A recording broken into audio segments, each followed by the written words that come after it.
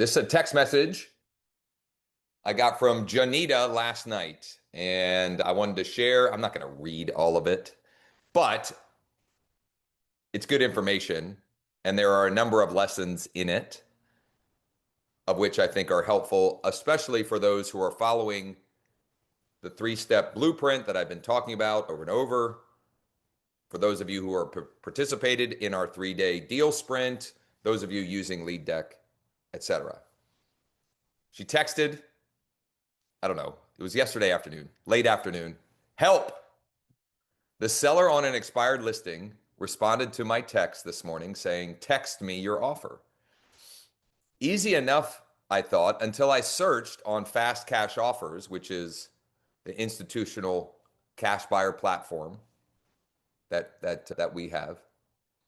And I'm looking at a situation I've never seen before. There is a 404,000 gap between the offers and the previous list price. How would you handle that scenario? So I'm out running kids around, playing taxi.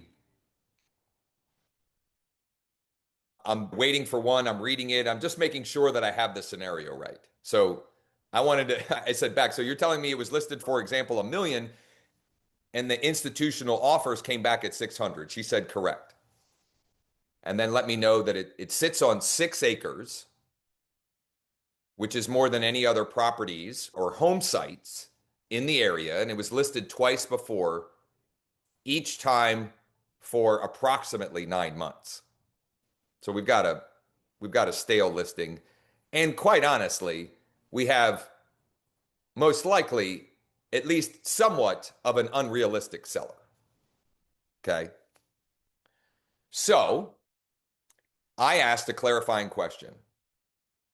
And I think this is valuable regardless of if you're using institutional offers or any of that. But when you're talking with sellers that have a unique property like this, the thing I asked her was, is it possible that this is 2 different parcels, that the home sits on, for example, 2 acres, and then there's an additional parcel of 4 acres, and they were listing it together, but the institutional offers are only taking into account the 2 acres? And she said, no. Now, it still could happen in some cases. So the lesson is explore and be curious when there are things that don't seem to match up or make sense. She then gave me some additional information that she found, the Zestimates, etc. The last list price was $759, and the best cash offer is $379. Which a lot of maybe not a lot. There are, generally speaking, multiple offer options that are at or pretty close to market value. But obviously, in this case, it's not. So here was my recommendation to her, and a couple more things that she exchanged with me. Actually, let me share that first and then my recommendation. So she further went on to do some research and found that there is an active listing similar to the property, the subject property, that's listed for $1 million. It's active. Similar in that, similar age, similar square footage, similar acreage. The best comp she found sold for $500, and that was 2 or 3 acres instead of the 6, I think, anyway. There's a lot of text on the screen here. Right, that's right. Let's just call it 2 or, Jonita, 2 or 3 acres? Yeah, Correct. okay. 2.5, right. Yes. So here was my recommendation to her. Get with Danielle of Zoomcasa. Specifically, email her or even schedule a time to chat with her. Give her the active comp and the sold comp and ask her, explain the situation and scenario, and be as transparent as, don't hide anything. This is a situation or scenario. It's an expired listing. They responded to some of my marketing. They're open to an offer. And for whatever reason, the best offer seems to be a disconnect. And I would even say, I don't think it's worth $759, but it's also not worth $379. So have her do a little bit more due diligence and see what she comes back with. In the meantime, you have a seller who has said, yes, I'm open to an offer. So I recommended that she also use that as an opportunity to include the property in her deal of the week email, which I have a new wrinkle on mine that I'll share later this morning, a little wrinkle I added in my PS that I'm interested to see how that performs. Include that in your deal of the week and use the process that I shared last Wednesday, which you can all find at leaddeck.ai/sprints. It's the February 4th replay.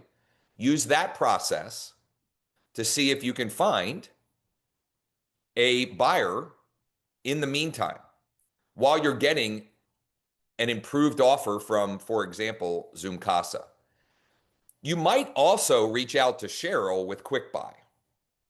You could do the same with Zudilio. I've just found Danielle, generally speaking, is the fastest, most responsive, and is the quickest to get me improved offers in these scenarios. I haven't had this exact scenario, but I've had similar things to that. So given all of that, Jonita, do you have any follow-up questions? And I see Doreen has her hand up as well.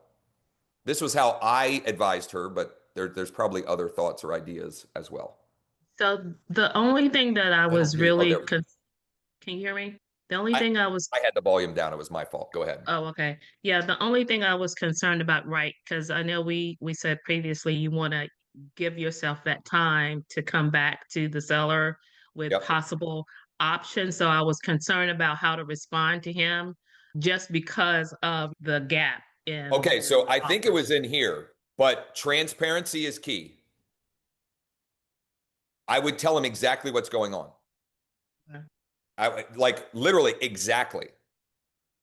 I was reaching out on behalf of institutional home buyers that we represent here in the market. For whatever reason, their offers are way off on your particular property. I can only assume in part it's because of the amount of acres with the property.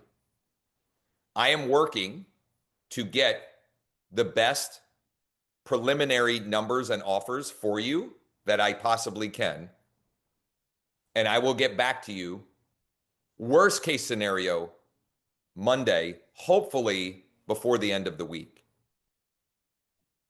Okay. And then in Awesome. the meantime, if you get any other interest from the other recommendations I had, you could always go back as well.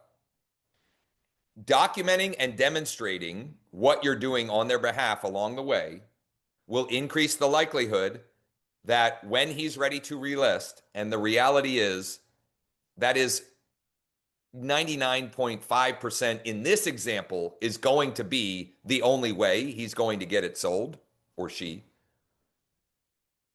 You're playing the long game.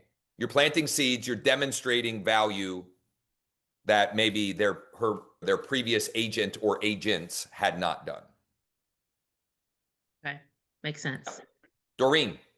Josh, I just wanted to add a little bit about value on land. I know that you cover this very well, but I would, to substantiate the value that the seller is asking for, I would ask him if he has any knowledge of any zoning changes or any added value to his property.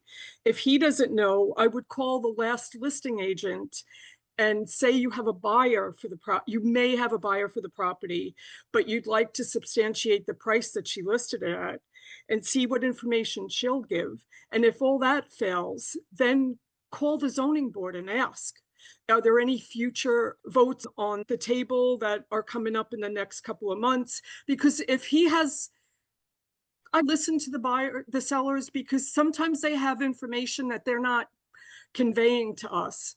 And it just takes deeper conversations. And land is like, when I approach land, I'm approaching it from the standpoint of who is going to be the end buyer of this and how am I going to market that to that end buyer. And I would agree that the institutional buyer is probably not going to be your best buyer, because there's all kinds of, with land, especially with already a home on it, there's all kinds of value add that you can find out about it in that area Yeah. and get the most for it. Can they have cattle on the acreage that they're not using? Can they have horses? Can they turn part of it into an equestrian? I had a client that bought 18 acres, put a family compound on it, and I worked with her for months with the zoning board on this, and turned it into a full-time equestrian business. And these are long-term clients of mine. They've bought and sold their properties with me and their kids. But it was so much fun to see what a raw piece of land could turn into. And it's now their retirement. And this was just 2 years ago. So it's not some long, far away thing. And I would just really explore trying to figure out the value first, then figure out who your end buyer is and market it to that. TLDR, explore the highest and best use, because just if I would assume the previous listing agents had, but if they haven't, that alone is another way you're demonstrating I'm a proactive problem solver, I'm a creative problem solver. It may be as simple as, could you subdivide 3 acres off and build and create another? That may be a way to create the value that property owner has in their mind, which is why it hasn't sold yet. I don't know that I would go too wild with that yet. Although I would, what Doreen said about exploring, trying to get a better understanding of how they arrived at that price and where are they getting the value, because there may be something along those lines. Maybe they have already explored a subdivision, or the And fact that it can be used it for actually may a be worth $1 property million to the right buyer. So it's a well, not a it's not it's a very good transaction if you can get it there. and also, this relates to something I had shared, I think earlier in the week, but I've shared it a few times, is when you're talking with someone like this, when you communicate that you've put in thought and time and energy to figure out who the ideal buyer is and where they may be, and how you're going to get their property in front of them, regardless of this particular example. But I shared an example of an expired that I have that, oh boy, it's coming soon tomorrow. I got that listing because, at least in part, when I met with them, I had a plan for who the buyer is and how we were going to find them. And the person or the team that they were interviewing, in addition to me, had zero plan other than, we're at a big brokerage. That was literally their answer for that question. Campbell. You were saying about going back to the deal sprint, and you gave the link leaddeck.ai/sprint that is not working. Sprints. Sprints, plural. Yep. Okay. I will try that then. Thank you, sir. Also, lead deck here, I'll put this in the chat. Sean did make this page, which has, if you go to leaddeck.ai/cal for calendar, CAL, that'll have the replays of these sessions and the link to join live in the Zoom room, the replay of the sprints and the link to join. It's got all the interactive stuff that we've been doing. It has the links to register for the Zooms and the replays, and that URL will evolve. But for now, that has the links to make it a little easier there as well.